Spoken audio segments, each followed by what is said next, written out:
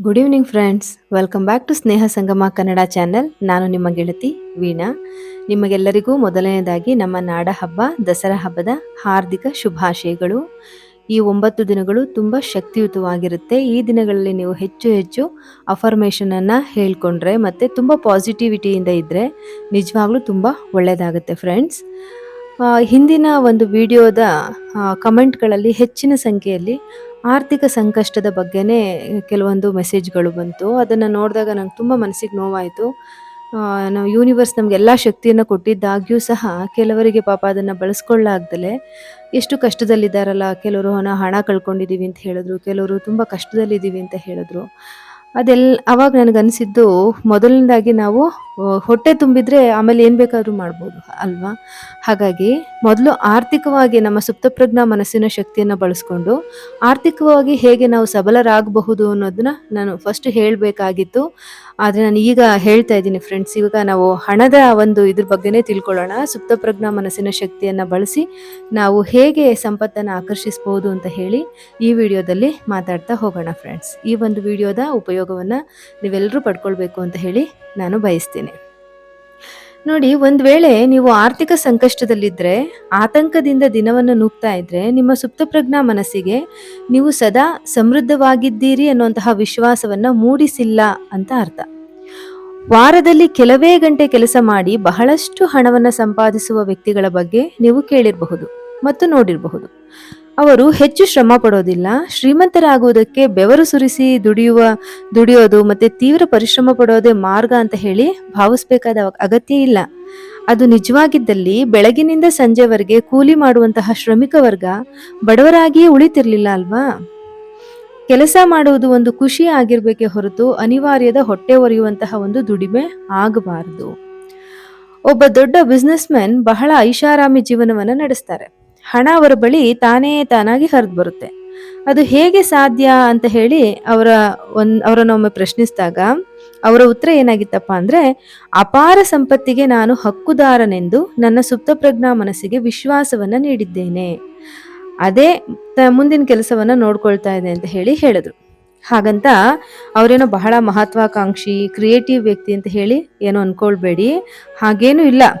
ಆ ಥರ ಏನು ವಿಶೇಷತೆಗಳು ಅವರಲ್ಲಿಲ್ಲ. ಆದರೆ ಅವ್ರಿಗಿರುವಂತಹ ಒಂದೇ ಒಂದು ಶಕ್ತಿ ಅಂದರೆ ಅವರ ಸುಪ್ತಪ್ರಜ್ಞಾ ಮನಸ್ಸಿನ ಶಕ್ತಿಯ ಬಗ್ಗೆ ಸಂಪೂರ್ಣವಾದ ನಂಬಿಕೆಯನ್ನು ಇರಿಸಿರೋದೇ ಅವರ ಮುಖ್ಯವಾದಂತಹ ಶಕ್ತಿ.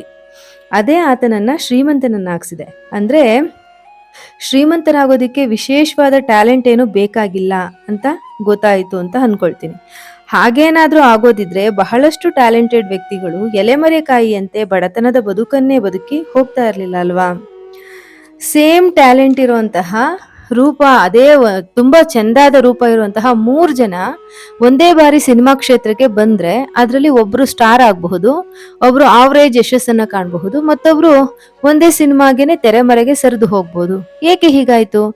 3 ಜನದಲ್ಲೂ ಟ್ಯಾಲೆಂಟ್ ಇತ್ತು, 3 ಜನಕ್ಕೂ ಒಳ್ಳೆ ರೂಪ ಇತ್ತು. ಆದ್ರೂ 3 ಜನದ ಒಂದು ಭವಿಷ್ಯ ಬೇರೆ ಬೇರೆ ಆಯ್ತಲ್ಲ ಅಂತ ಹೇಳಿದ್ರೆ ನೀವು ಏನ್ ಹೇಳ್ತೀರಿ ಅಂತ ಹೇಳಿ ನನಗೆ ಗೊತ್ತು. ಅವ್ರವ್ರ ಅದೃಷ್ಟ, ಅವ್ರ ಸ್ಟಾರು ಅಂತ ಹೇಳ್ತೀರಲ್ವಾ. ಹೌದು, ಆ ಅದೃಷ್ಟ ಎಲ್ಲೋ ಇಲ್ಲ, ನಮ್ಮ ಸುಪ್ತ ಪ್ರಜ್ಞೆಯಲ್ಲೇ ಅವಿತು ಕುಳಿತುಕೊಂಡಿದೆ. ಅದನ್ನ ಎಚ್ಚರಿಸ್ಬೇಕು ಅಷ್ಟೆ. ಹಾಗಾದರೆ ನಾನು ಕೋಟ್ಯಾಧಿಪತಿ ಅಂತ ಹೇಳ್ಬಿಟ್ರೆ ದುಡ್ಡು ಬಂದ್ಬಿಡುತ್ತಾ ಅಂತ ನೀವು ಕೇಳಬಹುದು. ಇಲ್ಲ, ಕೇವಲ ಬಾಯಿ ಮಾತಲ್ಲಿ ನಾನು ಕೋಟ್ಯಾಧಿಪತಿ ಎಂದುಕೊಂಡ್ರೆ ಕೋಟ್ಯಾಧಿಪತಿ ಆಗೋದಿಲ್ಲ. ಮನಸ್ಸಿನಲ್ಲಿ ಸಂಪತ್ತು ಮತ್ತು ಸಮೃದ್ಧಿಯ ವಿಚಾರವನ್ನ ಇಟ್ಕೊಂಡು ಸಂಪತ್ತಿನ ಪ್ರಜ್ಞೆಯನ್ನ ವಿಕಾಸಗೊಳಿಸಬೇಕು. ಆಗ ನೀವು ಕೋಟ್ಯಾಧಿಪತಿ ಆಗ್ತೀರಿ. ಅದೃಶ್ಯ ಬೆಂಬಲದ ಅರಿವು ಇಲ್ಲದಿದ್ದರೆ ಮುಟ್ಟಿದ್ದೆಲ್ಲ ಮಣ್ಣಾಗ್ತಾ ಹೋಗುತ್ತೆ. ಅದೃಶ್ಯ ಶಕ್ತಿಯೇ ಸುಪ್ತ ಪ್ರಜ್ಞಾ ಮನಸ್ಸಿನ ಶಕ್ತಿ. ಅದನ್ನು ನೀವು ಯೂನಿವರ್ಸ್ ಅನ್ನಿ, ಲಕ್ಷ್ಮಿ ಅನ್ನಿ, ಬಾಲಾಜಿ ಅನ್ನಿ, ಶಿವ ಅನ್ನಿ, ಅಲ್ಲ ಅನ್ನಿ, ಯೇಸು ಅನ್ನಿ, ಯಾವ ಹೆಸರಿಂದ ಬೇಕಾದ್ರೂ ಕರೀರಿ. ಆದ್ರೆ ಆ ಅದೃಶ್ಯ ಶಕ್ತಿಯನ್ನ ಅಖಂಡವಾಗಿ ನಂಬಿ, ಆ ಶಕ್ತಿ ಸದಾ ನನ್ನ ಜೊತೆ ಇದೆ ಅನ್ನುವಂತಹ ಧೈರ್ಯ ಇದ್ದಾಗ ಬಿದ್ದಾಗಲೂ ಮತ್ತೆ ಎದ್ದು ನಿಲ್ಲುವಂತಹ ಆತ್ಮಸ್ಥೈರ್ಯ ಇರುತ್ತೆ. ಇಲ್ವಾದಲ್ಲಿ ನಷ್ಟವಾದ್ರೆ, ಕೆಲಸವನ್ನ ಕಳೆದುಕೊಂಡ್ರೆ, ದಿಕ್ಕಿಲ್ಲದವರಾದ್ರೆ ಅಸುರಕ್ಷತೆಯಿಂದ ನರಳಬೇಕಾಗತ್ತೆ. ನಮ್ಮ ಜೊತೆ ಯಾವುದೋ ಒಂದು ಶಕ್ತಿ ಇದೆ, ಅದನ್ನ ನನ್ನ ಮೇಲೆ ಎತ್ತುತ್ತೆ ಅನ್ನೋಂತಹ ಒಂದು ಬಲವಾದ ನಂಬಿಕೆ ಇರಬೇಕು. ಆ ನಂಬಿಕೆನೇ ನಮ್ಮನ್ನ ಕಾಪಾಡುತ್ತೆ. ಬಡತನದ ಮಾನಸಿಕ ಸ್ಥಿತಿ ಇರುವಂತಹ ವ್ಯಕ್ತಿ ಸ್ವತಃ ಬಡತನದ ಪರಿಸ್ಥಿತಿಯನ್ನೇ ಹೊಂದುತ್ತಾ ಹೋಗ್ತಾನೆ. ಅವನ ಮಾತು ಮತ್ತೆ ಮನಸ್ಥಿತಿ ಹೀಗಿರುತ್ತೆ: ಆತನ ಮಾತು ಈ ತರ ಹೇಳ್ತಾ ಇರ್ತಾನೆ, ನನಗೆ ಒಳ್ಳೆ ಕೆಲಸ ಯಾವತ್ತೂ ಸಿಗೋದಿಲ್ಲ, ಒಳ್ಳೆ ದುಡ್ಡು ಮಾಡೋ ಯೋಗ ನನ್ಗಿಲ್ಲ, ನಾನು ಏನ್ ಮಾಡಕ್ ಹೊರಟು ಸಕ್ಸಸ್ ಸಿಗಲ್ಲ, ಈ ದುಡ್ಡಿಗೆ ನಾನು ಬೆಲೆ ಕೊಡಲ್ಲ, ಬಡವನಾಗೇನೆ ನಾನು ಖುಷಿಯಾಗಿದ್ದೀನಿ, ನನಗೆ ಯಾವ ಲಕ್ಸುರಿಗಳನ್ನು ಅನುಭವಿಸಬೇಕು ಅನ್ನೋ ಆಸೆನೇ ಇಲ್ಲ, ಇತ್ಯಾದಿ ಇತ್ಯಾದಿ. ಹಾಗಾಗಿ ಕೊನೆಯವರೆಗೂ ಆತನ ಇಷ್ಟದಂತೆನೆ ಉಳ್ಕೊಂಡ್ಬಿಡ್ತಾನೆ. ಆತನಿಗೆ ಯಾವುದು ಕೂಡ ಏನು ಸಂಪತ್ತು ಅನ್ನೋದು ಲಭ್ಯ ಆಗೋದೇ ಇಲ್ಲ. ಯಾರ ಮನಸ್ಸು ಸಂಪತ್ತಿನ ವಿಚಾರಗಳಿಂದ ತುಂಬಿದ್ಯೋ ಆತ ಹೆಚ್ಚು ಹೆಚ್ಚು ಸುಖ ಮತ್ತು ಸೌಕರ್ಯದಲ್ಲೇ ಜೀವಿಸ್ತಿರ್ತಾರೆ.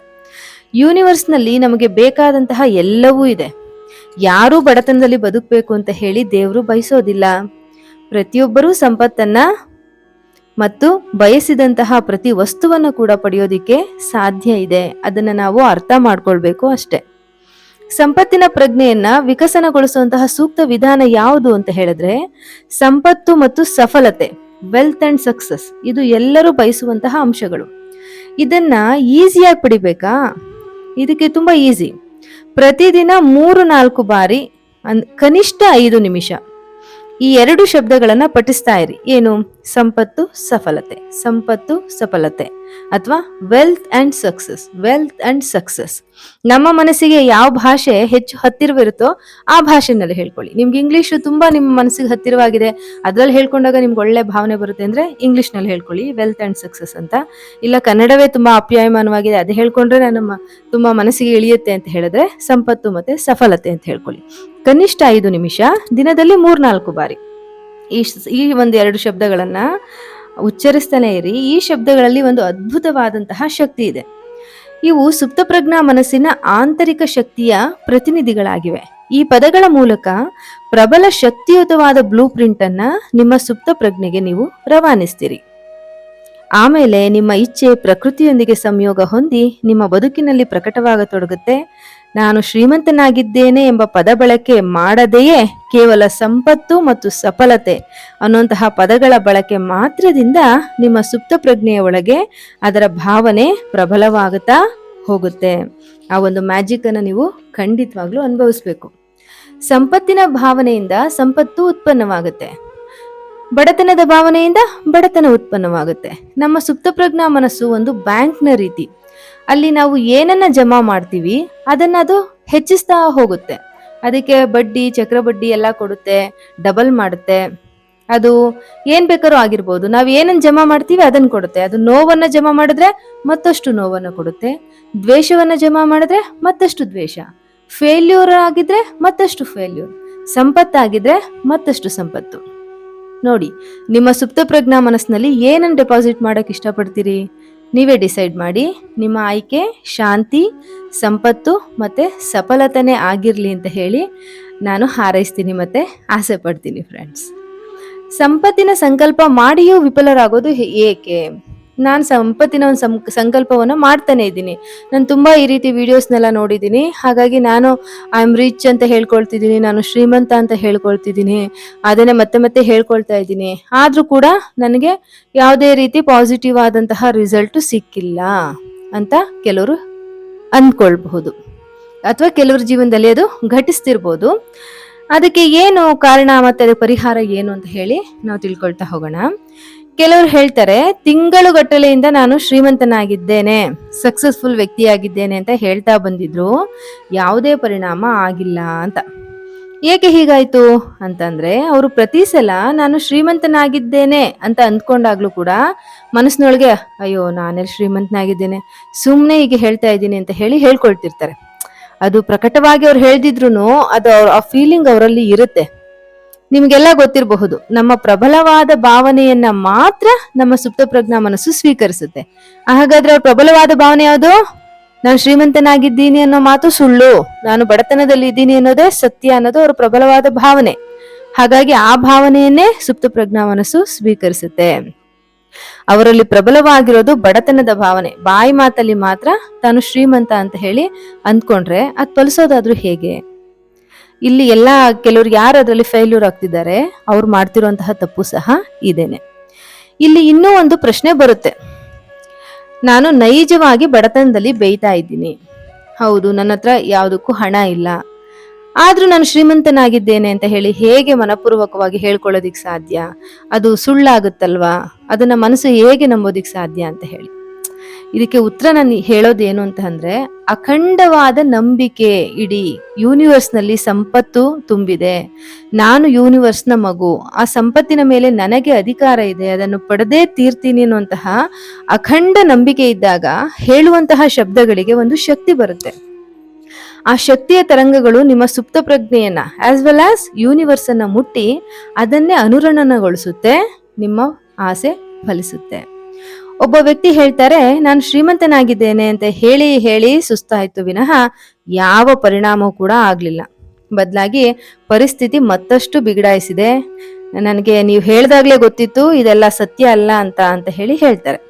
ಈ ಉದಾಹರಣೆ ಕೊಟ್ಟ ಕಾರಣ ಏನು ಅಂದ್ರೆ, ನಮ್ಮ ಸಕಾರಾತ್ಮಕ ಘೋಷಣೆ ಯಾವಾಗ ಒಳ್ಳೆಯ ರೀತಿಯಿಂದ ಸಫಲವಾಗುತ್ತೆ ಅಂದ್ರೆ, ಅದು ಮನಸ್ಸಿನಲ್ಲಿ ವಿವಾದವನ್ನ ಹುಟ್ಟು ಹಾಕೋ ರೀತಿನಲ್ಲಿ ಇರಬಾರ್ದು. ಅಂದ್ರೆ ನಾನು ಸುಮ್ಮನೆ ಹೇಳ್ತಿದ್ದೀನಿ ಇದೆಲ್ಲ ಸುಳ್ಳು, ಇದೆಲ್ಲ ನಡೆಯಲ್ಲ, ಈ ರೀತಿನೆಲ್ಲ ಇರಬಾರ್ದು. ಈ ವ್ಯಕ್ತಿಯ ಕಥೆಯಲ್ಲಿ ಸ್ಥಿತಿ ಮತ್ತಷ್ಟು ಬಿಗಡಾಯಿಸೋದಕ್ಕೆ ಕಾರಣ ಏನು ಅಂದ್ರೆ, ಆತನಲ್ಲಿ ಹಣದ ಬಗ್ಗೆ ಒಂದು ಸುಸ್ತಿನ ಭಾವನೆ. ಅಯ್ಯೋ ನನ್ನ ಕೈಲಿ ಆಗಲ್ಲ, ನನ್ನ ಕೈಲಿ ಸಂಪಾದನೆ ಮಾಡೋದಿಕ್ಕ ಆಗಲ್ಲ ಅನ್ನೋಂತಹ ಭಾವನೆ ಇದ್ದಿದ್ರಿಂದ ಆ ಒಂದು ವ್ಯಕ್ತಿ ಆ ರೀತಿನಲ್ಲಿ ಹೇಳಿ ಹೇಳಿ ಸುಸ್ತಾಗಿ ಕೊನೆಗೆ ಇನ್ನೂ ಪರಿಸ್ಥಿತಿಯನ್ನ ಹದಗೆಡಿಸ್ಕೊಳ್ಳುವಂತಹ ಒಂದು ಸಂದರ್ಭ ಒದಗಿ ಬಂತು. ನಮ್ಮ ಸುಪ್ತ ಪ್ರಜ್ಞೆ ನಿರರ್ಥಕ ಶಬ್ದಗಳನ್ನಾಗಲಿ ಮಾತುಗಳನ್ನಾಗಲಿ ಸ್ವೀಕರಿಸೋದಿಲ್ಲ ಅಂತಂದ್ರೆ, ನಾವು ನಿಜ ಅಂತ ಹೇಳಿ ನಮ್ದಲೆ ಸುಮ್ಮನೆ ಬಾಯಿ ಮಾತಿಗೆ ನಾವು ಸುಮ್ಮನೆ, ಇವಾಗ ನಾವು ಮಂತ್ರಗಳನ್ನ, ಕೆಲವು ಮಂತ್ರಗಳ ಅರ್ಥನೇ ಗೊತ್ತಿರಲ್ಲ, ಸುಮ್ಮನೆ ಬಡವಣ ಬಡಾಡ ಅಂತ ಹೇಳ್ತಿರ್ತೀವಲ್ವಾ, ಆ ರೀತಿ ಹೇಳಿದಾಗ ಅದ್ ಯಾವ ಎಫೆಕ್ಟ್ ಅನ್ನು ಮಾಡೋದಿಲ್ಲ.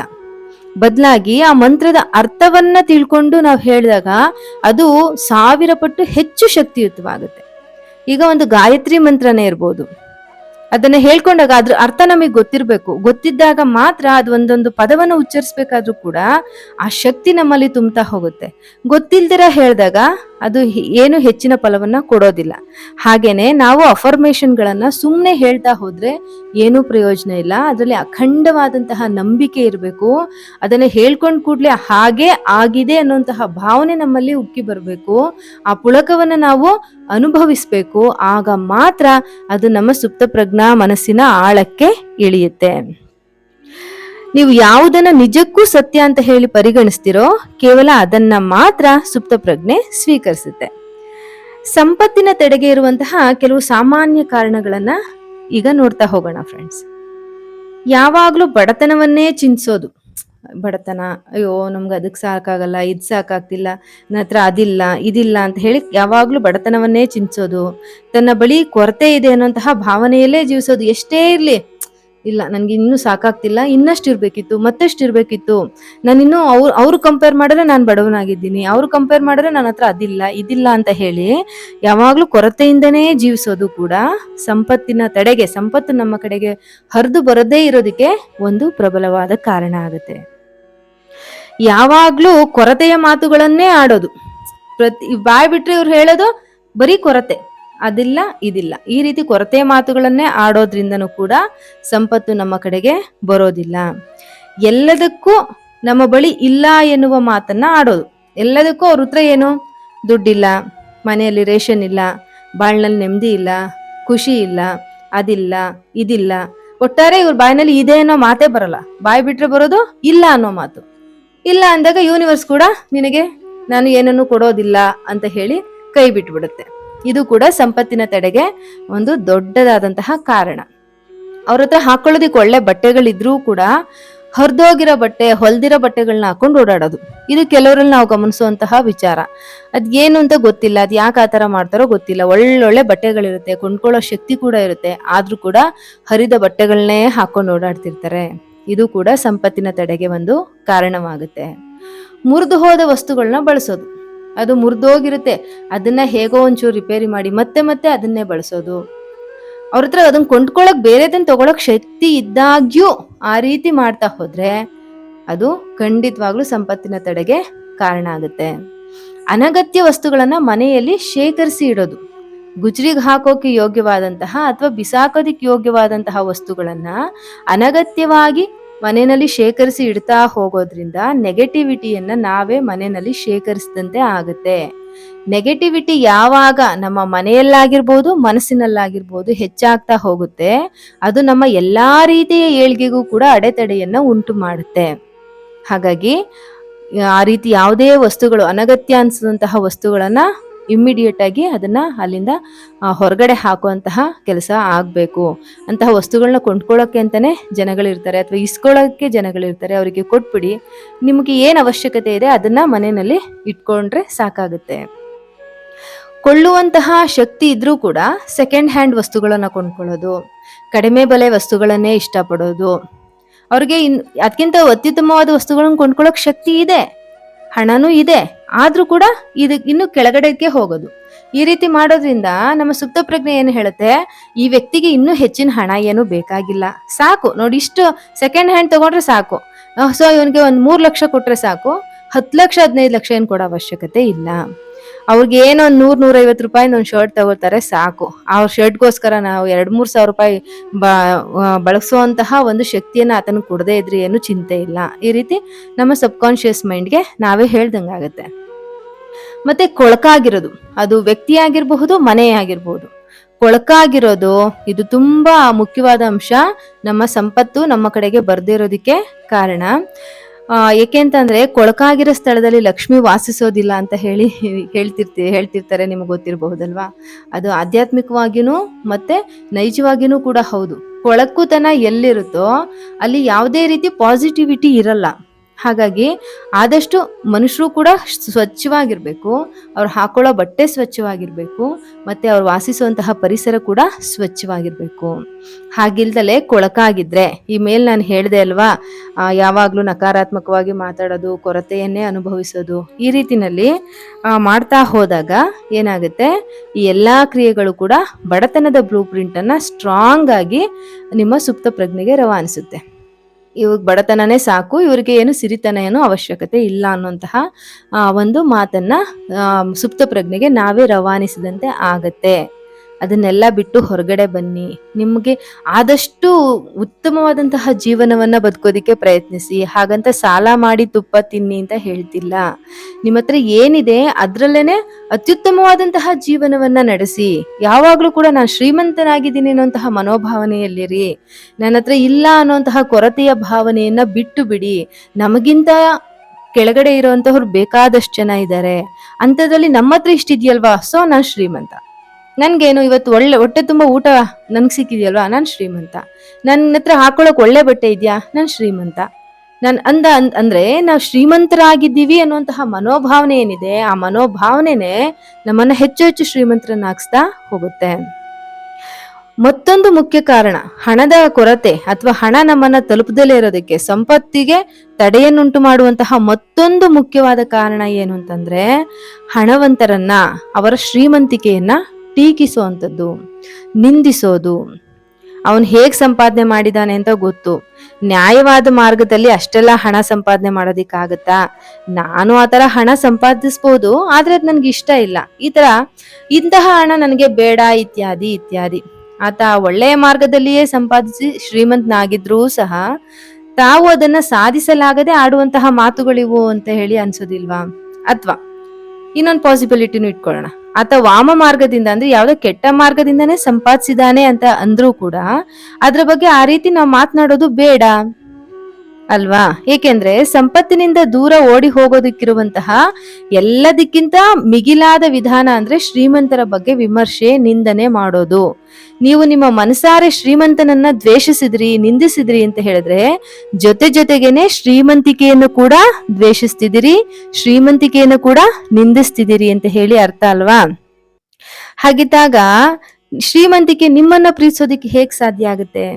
ಹಾಗಾಗಿ ನೀವು ನಿಮ್ಮ ಯಾರೇ ಒಬ್ಬ ಹಣವಂತರಿದ್ರು ಅವರ ಹಣವನ್ನಾಗ್ಲಿ ಅವರ ಶ್ರೀಮಂತಿಕೆಯನ್ನಾಗ್ಲಿ ಖಂಡಿತವಾಗ್ಲೂ ಯಾವುದೇ ಕಾರಣಕ್ಕೂ ನಿಂದಿಸೋದಿಕ್ಕೆ ಹೋಗ್ಬೇಡಿ. ಅದ್ ಮಾಡೋದ್ರಿಂದ ಶ್ರೀಮಂತಿಕೆ ನಮ್ಮಿಂದ ಆದಷ್ಟು ದೂರನೇ ಸರಿತಾ ಹೋಗುತ್ತೆ. ನೀವು ನಿಮ್ಮ ಗೆಳೆಯ ಅಥವಾ ಗೆಳತಿ ನಿಮ್ ಫ್ರೆಂಡ್ ಜೊತೆಗೆ ಬ್ಯಾಂಕ್ ಹೋಗಿರ್ತೀರಿ ಅಂತ ಅನ್ಕೊಳ್ಳಿ. ನಿಮ್ಮ ಫ್ರೆಂಡು 10 ಲಕ್ಷ ರೂಪಾಯಿಗಳನ್ನ ಅವರು ಜಮಾ ಮಾಡ್ತಾರೆ ಅವ್ರ ಅಕೌಂಟ್ಗೆ. ನಿಮ್ಮ ಹತ್ರ ಜಮಾ ಮಾಡೋದಿಕ್ಕಿರೋದು ಕೇವಲ 1,000 ರೂಪಾಯಿ. ಆಗ ಆಟೋಮೆಟಿಕಲಿ ಅವ್ರ ಹತ್ರ ಇರೋ ಹಣದ ಬಗ್ಗೆ, ಅವ್ರ ಸಂಪತ್ತಿನ ಬಗ್ಗೆ ಒಂದ್ರಿ ಅಸೂಯೆ ಉಂಟಾಗುತ್ತೆ. ನೋಡು 10 ಲಕ್ಷ ರೂಪಾಯಿ ಹಾಕದ್ನಲ್ಲ, ಎಲ್ಲಿಂದ ಬಂದಿರ್ಬೋದು ಆ ದುಡ್ಡು, ಅದ್ ಹೇಗ್ ಸಂಪಾದಿಸಿರ್ಬೋದು, ಈ ರೀತಿನೆಲ್ಲ ಬಂದ್ಬಿಡುತ್ತೆ. ಆ ಭಾವನೆಯನ್ನ ಬೆಳೆಯೋದಿಕ್ಕೆ ಬಿಟ್ರೆ ಅದು ನಮಗೆ ಇನ್ನಷ್ಟು ಹಾನಿಯನ್ನ ಉಂಟು ಮಾಡ್ತಾ ಹೋಗುತ್ತೆ. ಹಾಗಾದ್ರೆ ಏನ್ ಮಾಡಬಹುದು? ಆಗ ನಿಮ್ಮಷ್ಟಕ್ಕೆ ನೀವೇ ಹೇಳ್ಕೊಳ್ಳಿ, ವಾವ್, ನನ್ನ ಫ್ರೆಂಡ್ನ ಸಮೃದ್ಧಿಯನ್ನ ಕಂಡು ಖುಷಿ ಆಗ್ತಾ ಇದೆ, ಅವನು ಇನ್ನಷ್ಟು ಸಂಪತ್ತನ್ನ ಗಳಿಸಲಿ ಅಂತ ಹೇಳಿ ನಾನು ಬಯಸ್ತೀನಿ ಅಂತ ಹೇಳಿ ಒಂದ್ಸರಿ ಅನ್ಬಿಡಿ ಫ್ರೆಂಡ್ಸ್. ಆಗ ಮನಸ್ಸು ಎಷ್ಟು ಶಾಂತವಾಗ್ಬಿಡುತ್ತೆ, ಪ್ರಕೃತಿ ಎಲ್ಲ ಸುಂದರವಾಗಿ ಕಾಣೋದಿಕ್ಕೆ ಶುರುವಾಗ್ಬಿಡುತ್ತೆ. ಪಾಸಿಟಿವಿಟಿಗಿರುವಂತಹ ಶಕ್ತಿ ಇದು. ಹಣದ ಬಗ್ಗೆ ನಿಮ್ಮ ಆಲೋಚನೆ ಪಾಸಿಟಿವ್ ಆಗುತ್ತೆ, ಮತ್ತೆ ಹಣ ನಿಮ್ಮ ಕಡೆಗೆ ಅಟ್ರಾಕ್ಟ್ ಆಗುತ್ತೆ. ಅದ್ರ ಬದಲಿಗೆ ನೀವು ನಿಮ್ಮ ಫ್ರೆಂಡ್ ಬಗ್ಗೆ ಅಸೂಯೆ ಪಟ್ಟಿದ್ರೆ, ದ್ವೇಷಿಸಿದ್ರೆ, ಆಗ ಮತ್ತೆ ಹಣ ನಿಮ್ಮಿಂದ ದೂರ ಸರಿತಾನೆ ಹೋಗುತ್ತೆ. ಸದಾಕಾಲ ಸಮೃದ್ಧಿಯಿಂದ ಇರಲು ಈ ಒಂದು ವಿಡಿಯೋದಲ್ಲಿ ನಾನು ಹೇಳ್ಕೊಡ್ತಾ ಇರೋದು ಒಂದು ಸ್ವಿಚ್ ವರ್ಡ್ ಮತ್ತೆ ಒಂದು ಟೆಕ್ನಿಕ್ ಅನ್ನ ಹೇಳ್ತಾ ಇದ್ದೀನಿ. ಇದನ್ನ ಸಿಂಪಲ್ ಆಗಿರುವಂತಹ ಈ ಒಂದು ಟೆಕ್ನಿಕ್ ಅನ್ನ ಬಳಸೋದ್ರಿಂದ, ಈ ಸ್ವಿಚ್ ವರ್ಡ್ ಅನ್ನ ಹೇಳೋದ್ರಿಂದ ಸಾಕಷ್ಟು ನಿಮ್ಮ ಸಮಸ್ಯೆಗಳಿಂದ ನೀವು ಹೊರಗಡೆ ಬರಬಹುದು. ಆದ್ರೆ ಅಖಂಡವಾದ ನಂಬಿಕೆ ಇರಬೇಕು. ನಿಮ್ಗೆ ನಿದ್ರೆಯ ತಂತ್ರದ ಬಗ್ಗೆ ಈಗಾಗಲೇ ಹೇಳಿದ್ದೀನಿ. ಇದು ಈ ಒಂದು ಹಣದ ಗಳಿಕೆಗೆ ಅತ್ಯುತ್ತಮವಾದಂತಹ ತಂತ್ರ. ನಿದ್ರೆಗೆ ಜಾರೋ ಮೊದಲು ಶಾಂತವಾದಂತಹ ಮನಸ್ಸಿನಿಂದ, ಪ್ರೀತಿಯಿಂದ, ಸಂತೋಷಭರಿತರಾಗಿ ಸಂಪತ್ತು ಅನ್ನುವಂತಹ ಪದವನ್ನ ಹೇಳ್ತಾ ನಿದ್ದೆ ಹೋಗಿ. ಬೇರೆ ಏನು ಬೇಡ, ಸಂಪತ್ತು ಸಂಪತ್ತು ಸಂಪತ್ತು. ಧಾರ್ಮಿಕ ವ್ಯಕ್ತಿಗಳು ಅಥವಾ ಆಧ್ಯಾತ್ಮಿಕ ವ್ಯಕ್ತಿಗಳಾಗಿದ್ರೆ ಬೇಕಾದ್ರೆ ಶ್ರೀಂ ಶ್ರೀಂ ಶ್ರೀಂ ಅಂತ ಹೇಳ್ಕೊಬಹುದು. ಶ್ರೀಂ ಅಂದ್ರೆ ಲಕ್ಷ್ಮಿ ಅಥವಾ ಸಂಪತ್ತು. ಈ ಎರಡಲ್ಲಿ ಯಾವ್ದಾದ್ರು ಒಂದ್ ಪದನ, ಇದೇನು ಕಷ್ಟ ಇಲ್ಲ ಅಲ್ವಾ? ಆದ್ರೆ ಹೇಳ್ಬೇಕಾದ್ರೆ ತುಂಬಾ ಪ್ರೀತಿ ಇರ್ಬೇಕು ಮನಸ್ಸಿನಲ್ಲಿ. ಹೇಳ್ಬೇಕಾದ್ರೆ ಅಷ್ಟು ಭಾವನೆ ಇರ್ಬೇಕು. ಹಣವನ್ನೇ ನೀವು ಕಣ್ಮುಂದೆ ತಂದ್ಕೊಂಡಿದ್ದೀರಿ, ಅದ್ ನಿಮ್ಗೆ ತುಂಬಾ ಖುಷಿ ಕೊಡ್ತಾ ಇದೆ, ಅದನ್ನ ನೋಡಿ ಅನ್ನೋಂತಹ ಭಾವನೆ ಇರ್ಬೇಕು. ಆಗ ಅದು ಹೆಚ್ಚು ಸ್ಟ್ರಾಂಗ್ ಆಗಿ ನಮ್ಮ ಸುಪ್ತ ಪ್ರಜ್ಞೆಗೆ ಇಳಿತಾ ಹೋಗುತ್ತೆ. ಇದೇ ರೀತಿನಲ್ಲಿ ಆ ಒಂದು ಜೋಗುಳ, ಅದೇ ನಿಮ್ಗೆ ಜೋಗುಳ ಆಗ್ಬಿಡ್ಬೇಕು. ಸಂಪತ್ತು ಸಂಪತ್ತು ಸಂಪತ್ತು ಅನ್ನೋಂತ ಪದ ಹೇಳ್ತಾ ಹೇಳ್ತಾ ನಿದ್ದೆಗೆ ಹೋಗಿ ಅದರ ಪರಿಣಾಮವನ್ನ ಶೀಘ್ರವಾಗಿ ನೀವು ನೋಡ್ತೀರಿ. ನಿಮಗೆ ಅರಿಯದಂತೆ, ನಿಮಗೆ ಗೊತ್ತಿಲ್ದಲೇ ಇರುವಂತಹ ದಿಕ್ಕುಗಳಿಂದೆಲ್ಲ ಕೂಡ ನಿಮ್ಗೆ ಹಣ ಬರೋದಿಕ್ಕೆ ಶುರು ಆಗುತ್ತೆ. ಕಳ್ಕೊಂಡ ಹಣ ಮತ್ತೆ ಕೈ ಸೇರುತ್ತೆ. ಒಟ್ಟಾರೆ ಸಂಪತ್ತು ನಿಮ್ಮ ಜೊತೆ ಸದಾ ಕಾಲ ಇರುತ್ತೆ. ಇದು ನಮ್ಮ ಸುಪ್ತ ಪ್ರಜ್ಞಾ ಮನಸ್ಸಿಗಿರುವಂತಹ ಮಾಂತ್ರಿಕ ಶಕ್ತಿ. ಇಷ್ಟು ಹೊತ್ತು ಚರ್ಚಿಸಿದ ವಿಷಯಗಳ ಮುಖ್ಯಾಂಶಗಳನ್ನ ಈಗ ನೋಡ್ತಾ ಹೋಗೋಣ. ಸರಳತೆಯಿಂದ ಧನಿಕನಾಗುವ ನಿರ್ಣಯವನ್ನ ತೆಗೆದುಕೊಳ್ಳಿ. ನಿಮ್ಮ ಸುಪ್ತ ಪ್ರಜ್ಞಾ ಮನಸ್ಸಿನ ಸಹಾಯವನ್ನ ಪಡೆದು ನೀವು ಶ್ರೀಮಂತರಾಗಿ. ಬೆವರು ಸುರಿಸಿ ಮತ್ತೆ ಕಠಿಣ ಶ್ರಮದಿಂದ ಸಂಪತ್ತನ್ನ ಕೂಡಿ ಹಾಕೋದಂದ್ರೆ ಗೋರಿಯಲ್ಲಿ ಶ್ರೀಮಂತನ ಆಗುವುದು ಅಂತ ಹೇಳಿ ಅರ್ಥ ಆಗುತ್ತೆ. ಹಾಗಾಗಿ ಕಠಿಣ ಶ್ರಮ ಪಡಬೇಕಾದ ಪ್ರಮೇಯ ಏನೂ ಇಲ್ಲ. ಬದುಕಿದ್ದಾಗಲೇ ಶ್ರೀಮಂತರಾಗಿ ಮತ್ತು ಅದನ್ನು ಅನುಭವಿಸಿ. ಸಂಪತ್ತು ಸುಪ್ತ ಪ್ರಜ್ಞೆಯ ಒಂದು ವಿಶ್ವಾಸವಾಗಿದೆ. ನಿಮ್ಮ ಮನಸ್ಸಿನಲ್ಲಿ ಸಂಪತ್ತಿನ ವಿಚಾರವನ್ನ ಮಾಡಿ. ಬಹುತೇಕ ಜನರ ತೊಂದರೆ ಏನು ಅಂತ ಹೇಳಿದ್ರೆ, ಅವರಲ್ಲಿ ಒಂದು ಅದೃಶ್ಯ ಆಸರೆ ಇಟ್ಕೊಂಡಿರಲ್ಲ, ಅಂದ್ರೆ ಯಾವ್ದ್ರಲ್ಲೂ ನಂಬಿಕೆ ಇರೋದಿಲ್ಲ. ಅದು ಅವರಿಗೆ ತುಂಬಾ ಸಮಸ್ಯೆಯನ್ನು ಉಂಟು ಮಾಡುತ್ತೆ. ನಿದ್ದೆಗೆ ಹೋಗುವ ಮುನ್ನ 5 ನಿಮಿಷಗಳ ಕಾಲ ಸಂಪತ್ತು ಅನ್ನುವಂತಹ ಶಬ್ದವನ್ನ ಮೆಲ್ಲನೆ ಮತ್ತು ಶಾಂತಿಯಿಂದ ಪಠಿಸಿ. ಹೀಗೆ ಪಠಿಸೋದ್ರಿಂದ ನಿಮ್ಮ ಸುಪ್ತ ಪ್ರಜ್ಞಾ ಮನಸ್ಸು ನಿಮ್ಮ ಬದುಕಿನಲ್ಲಿ ಸಂಪತ್ತನ್ನ ತಂದುಕೊಡುತ್ತೆ. ಸಂಪತ್ತಿನ ಭಾವನೆಯಿಂದ ಸಂಪತ್ತು ಉತ್ಪತ್ತಿಯಾಗುತ್ತೆ. ಅದನ್ನು ಯಾವಾಗಲೂ ಕೂಡ ನೆನಪಲ್ಲಿಟ್ಕೊಳ್ಳಿ. ಪ್ರಜ್ಞಾ ಮತ್ತು ಸುಪ್ತ ಪ್ರಜ್ಞಾ ಮನಸ್ಸುಗಳು ಯಾವಾಗಲೂ ಸಹಮತದಲ್ಲಿರಬೇಕು. ನೀವು ಏನನ್ನ ಸತ್ಯ ಅಂತ ಹೇಳಿ ಪರಿಗಣಿಸ್ತೀರೋ, ನಿಮ್ಮ ಸುಪ್ತ ಪ್ರಜ್ಞೆ ಅದನ್ನ ಸ್ವೀಕರಿಸುತ್ತೆ. ನಿಮ್ಮ ಸುಪ್ತ ಪ್ರಜ್ಞೆ ಯಾವತ್ತೂ ಪ್ರಬಲ ವಿಚಾರಗಳನ್ನ ಸ್ವೀಕರಿಸುತ್ತೆ. ನಿಮ್ಮ ಪ್ರಬಲ ವಿಚಾರ ಯಾವತ್ತೂ ಬಡವರಾಗಿರೋದಲ್ಲ, ಶ್ರೀಮಂತರಾಗಿರೋದು ಎಂದಿರಬೇಕು. ಮತ್ತೆ ಯಾವತ್ತೂ ಕೂಡ ಸಂಪತ್ತಿನ ಬಗ್ಗೆ ಪಾಸಿಟಿವ್ ಆಗಿರಬೇಕು. ಸಂಪತ್ತಿನ ನಿಜವಾದ ಹರಿವು ನಿಮ್ಮ ಯೋಚನೆಯಲ್ಲಿದೆ.